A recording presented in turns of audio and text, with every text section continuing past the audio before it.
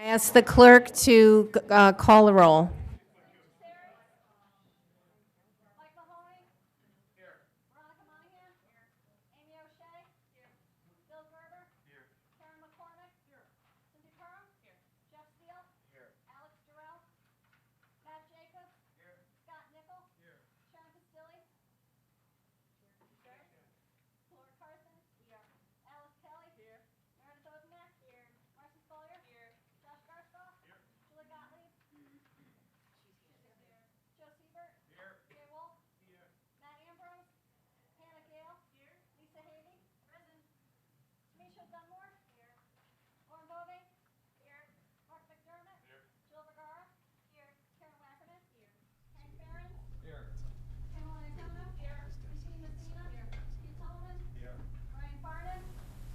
Drew Georgiadis? Here. Chrissy Kelly? Here. Bill Perugini? Here. Janine Alianiello? Here. Elizabeth Altabelli? Here. Frank Batiste? Here. Marissa Rangel? Here. Please stand for the Pledge of Allegiance.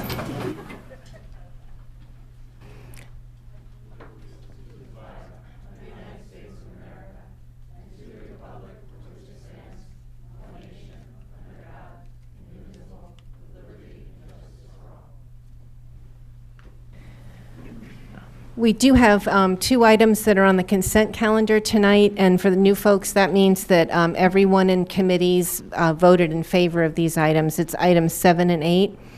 So I'm going to read the resolutions, and then I'll take a motion in favor of approving them.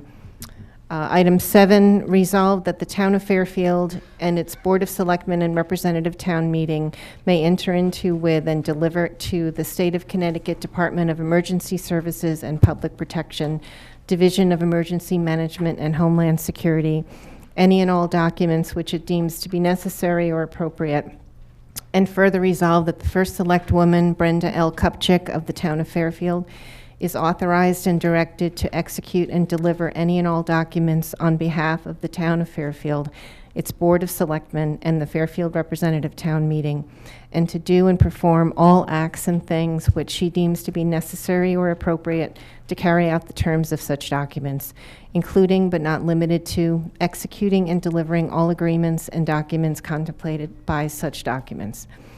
And item 8, whereas it is in the best interest of the Town of Fairfield to expend a total of $121,242 over a 3-year period on lighting, electronics, and software for U.S. Coast Guard interoperability, hazmat detection, and engine replacement for the Fireboat Marine 228, $90,931.50 of said project cost to be funded by a grant available under the Federal Department of Homeland Security's fiscal year 2019 Port Security Grant Program, and a 25% match from the Town of Fairfield in the amount of $30,310.50.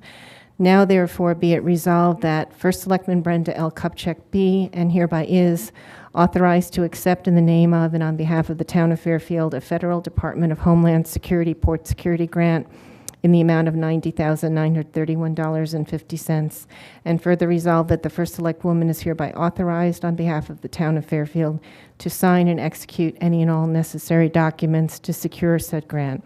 And further resolved that $121,242 is hereby appropriated to fund said project costs. Is there a motion to approve this? Representative Vergara, seconded by Representative Kelly. All in favor? Opposed? Abstentions? Okay, thank you. The motion passes. Item 2 on the agenda is to hear, consider, and act upon the following reappointment to the Historic District Commission as recommended by the Board of Selectmen. Adam Cliver of 280 Hillside Road. Is there a motion to approve the appointment? Representative Beauvais, second.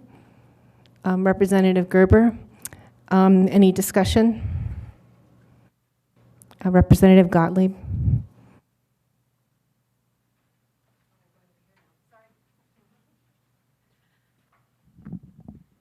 Okay. Is that on? Great. Representative Julie Gottlieb from District 5. I think we can all agree as a body that process and transparency are critical to our decision making. So I would like to speak on behalf of our caucus that we will be supporting the various appointments this evening, but going forward we will not do so without the full application, the resume, and the list of existing people serving on the board and the balance, so that we are aware when making decisions of who's on there and maintaining the appropriate balance. Any other comments? Representative Iacono.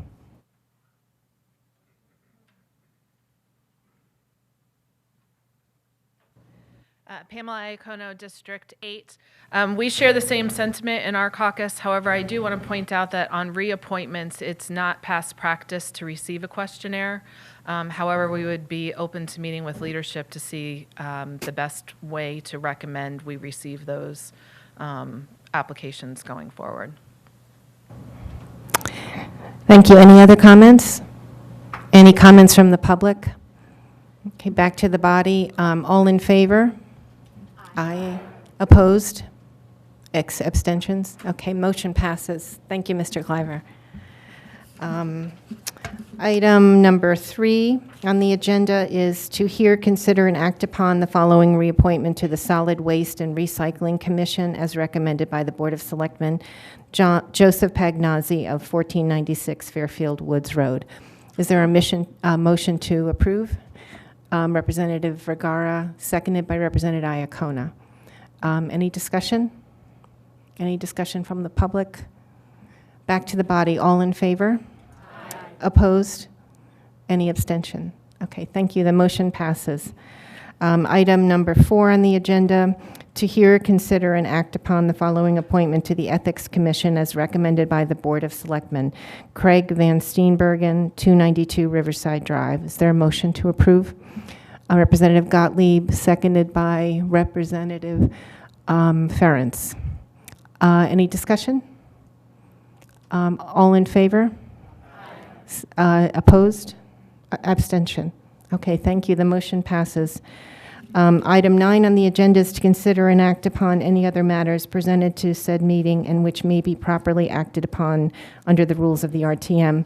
I wanted to mention annually the moderator is required to remind the body of a few things. One is that our ethical obligations, that we're to act in the interest of our constituents. Also about our conduct. Our conduct's basically ruled by the RTM rules to regulate and Robert's Rules of Order. The Freedom of Information Act is a Connecticut statute. I think you all received a little cheat sheet when you joined this term, and we hope to have a refresher course in a couple months on that. And conflicts of interest, the rules to regulate require that a member not vote on a question which the member or the member's spouse will benefit from. And Representative Steele, did you want to make a, Jeff Steele, District 2. For those of you who don't know me, I was on the RTM for 10 years, 2005, 2015. And when I was the moderator for 4 of those years, I took a great interest in Robert's Rules of Order. I was excited about it. I liked it. I kind of needed that to run a then 50-person body. So I was asked back then to do some sessions for PTA groups and other government organizations on how Robert's Rules of Order works. Did it for outside organizations, other government organizations here in town, and put together kind of a module, like a framework for a workshop on Robert's Rules of Order, which basically was started in 1876 and is essentially the definitive code on sort of the rules of conduct, order, procedure for operating and running meetings. Everything is from as small as a garden club to as high as the United Nations. And the RTM here obviously follows those rules, as does the U.S. Congress, State House, everything else. And there are a few people over the last 5 years, like Jim Walsh, Pam Iacono, myself, Phil, and Karen, who are all going to have the same, hopefully equal interest in knowing these rules, but I think it's important that the members know them too. There's a lot of you who've been on the RTM for a while, so of course, if anyone wants a refresher, and those who are new members, I think we have 15 new members, and who maybe aren't familiar with Robert's Rules. What does it mean? How does it, how do you speak up at the meetings? How does order take place? What is the procedure for running these things? Because it's a lot to handle, as Karen will know. And so on January 25th, I'm going to do a session, 10 o'clock, I think we agreed, Betsy, at where? The library? Oh, Memorial Room? In the library, okay. 10 o'clock on the 25th, Saturday in January. That was probably the best day of the month due to the Martin Luther King holiday and January 1st holiday and everything. So it'll be about an hour and a half. I'll go through a packet, sort of it's a document that I think is actually online. And I'll walk through that and answer questions, and Pam will be there as well. And it's open to everyone. So Republicans, Democrats, like I said, rookies, veterans, whoever. So put it on your calendar, 10 o'clock, January 25th. And if anyone has any questions, let me know. You don't have to necessarily RSVP, but maybe we can have some packets made up, some copies. Mm-hmm. Can I be able to do that? Okay, great. Anyways, thank you. Thank you very much. I've attended his class, and it was really helpful. I'll circulate the date and place and everything for you, too.